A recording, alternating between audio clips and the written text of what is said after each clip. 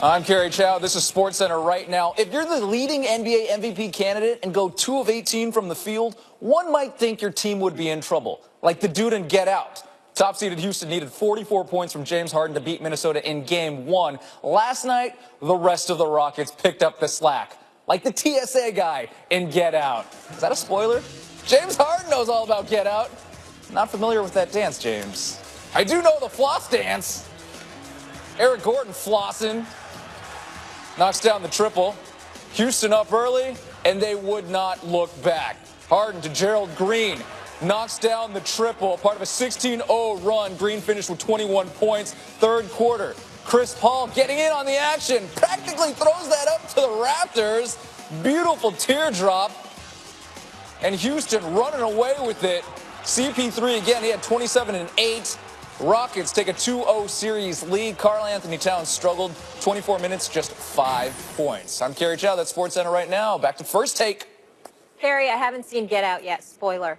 The Houston Rockets, Max's pick to win it all, continued to make it look easy last night, beating the T-Wolves by 20 to go up 2-0. Stephen A., are the Rockets this good, or are the Wolves just bad? Well, the Wolves have been just bad. I mean, listen, the Rockets obviously are the #1 seed. We know what they can do. And it was great to see Gerald Green come and hit 4 3-pointers in the second quarter, because after Game 1, he was in the locker room talking about how D'Antoni's the kind of coach. You don't shoot, coach going to take you out of there. When you get in the game, you better put the ball up, because that's what coach got you out there for. We understand how formidable Houston is. When James Harden shoots 2 for 18, look at what CP3 did. But there is no question that the Minnesota Timberwolves have been awful offensively in these first 2 games. And it's because of their 2 primary players in Karl Anthony Towns and, to a lesser degree, Jimmy Butler. Jimmy Butler's got to be more aggressive.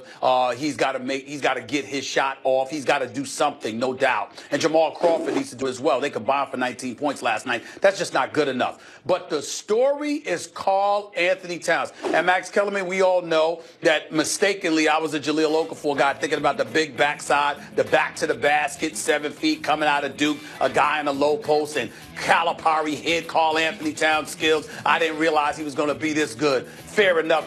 Karl Anthony Towns' mama makes me apologize to her every time she sees me, Max.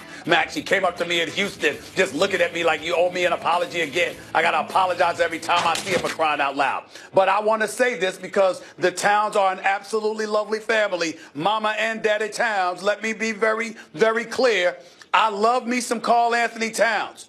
He looks awful these first 2 games, and I'm sure his own daddy would agree with me. 9 shots apiece in both games, unacceptable.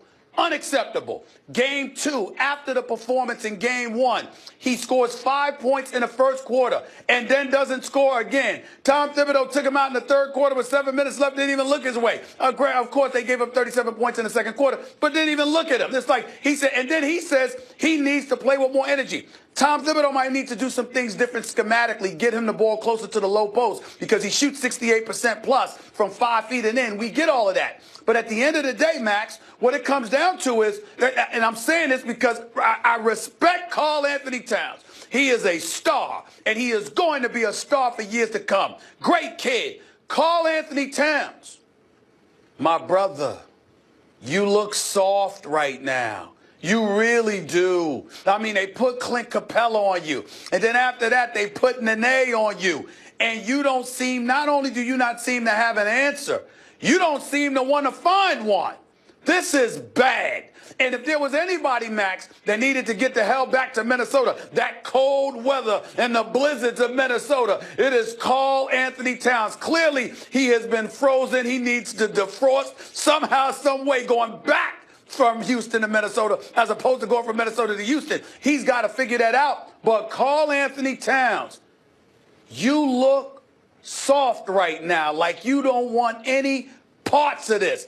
That's a bad look, young brother. Go out there, attack. If you shoot 0 for 20, so what? But you got to attack. Otherwise, the Minnesota Timberwolves will get swept. You got to give credit where credit's due. This is about the Rockets' defense on the inside. That's what's made. That's why James Harden can go 2 for 18. And you look up after Minnesota gets off to a fast start, you go, oh, it's tied up. Oh, and then you look up again, you go, what? The Rockets are up by 20. How did that happen? Harden can't hit the broadside of a barn, right? Like, and yet somehow they're up. That's because you shouted out Nene. He deserves it. But I want to focus on Clint Capella. You know, the playoffs are a great opportunity for players to really shine who you don't pay attention to as much in the regular season, for them to really make their names, right? I mean, I remember Steve and I make it all about the Yankees in the 90s, right? But Andy Pettitte, you know, he was put in rhymes by Snoop and guys like that because Andy Pettitte would show up on your TV, during the playoffs and shine. Guys like, this is the opportunity. So what happened in the Pelicans game, right, against Dame Lillard? Was Damian Lillard being shut down the story? Well, to me, the story was Drew Holiday shutting him down. This is the time, Drew Holiday, a nice player, a good player, to show people like me who maybe aren't paying the kind of attention to him that I should be normally. Oh, wow, when the chips are on the line. Now, part of that's because Drew Holiday went crazy scoring. I understand that. But here it brings us back to the Rockets. Is the story Karl Anthony Towns not scoring? Well, sure, because he's the bigger name. But to my eye, the story is Clint Capella, an excellent defensive player. You know, when the Rockets, we all say CP3 and James Harden. But actually, the team that never loses is CP3, James Harden, with Clint Capella. And by the way, Eric Gordon deserves some love too. But Clint Capella is the third piece there. He is an outstanding defensive player. Not only can he finish on the pick, he can be the roll guy in the pick and roll and all that stuff, but on defense, he's outstanding. And he and Nene are denying Karl Anthony Towns the ball in the post. And as a result of their defense, I'm going to focus on Capella again. Let's talk about Capella's defense.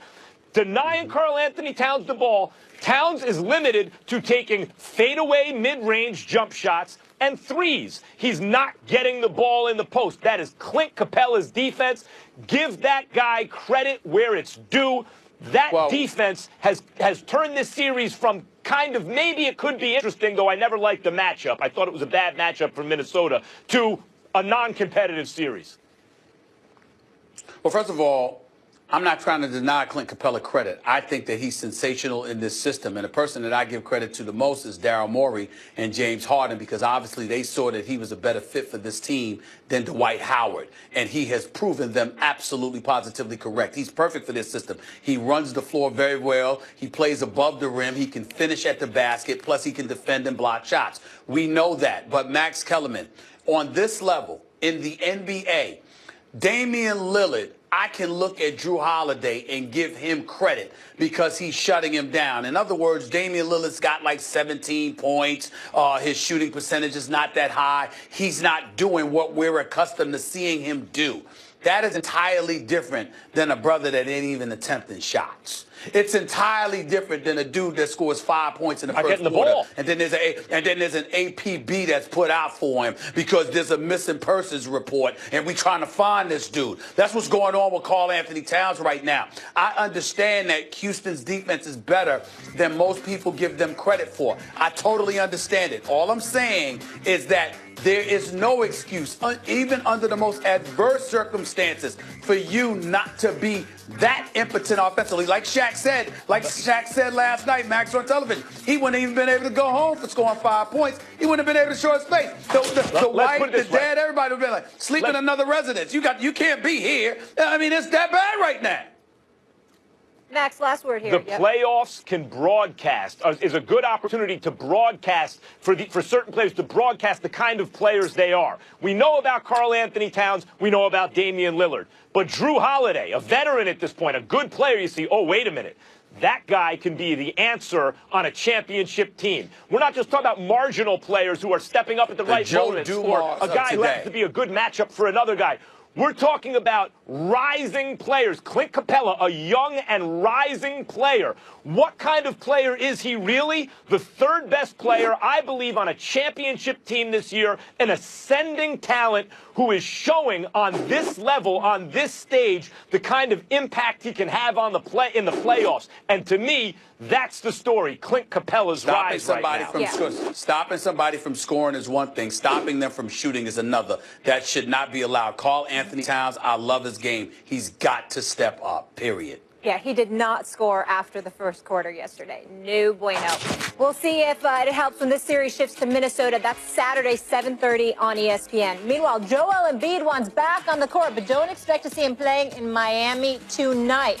When should the Sixers free Embiid? Don't miss that debate. And you're about to find out why Browns fans could have no shot of getting the best player in the draft despite having the top pick. Don't go anywhere. First Take.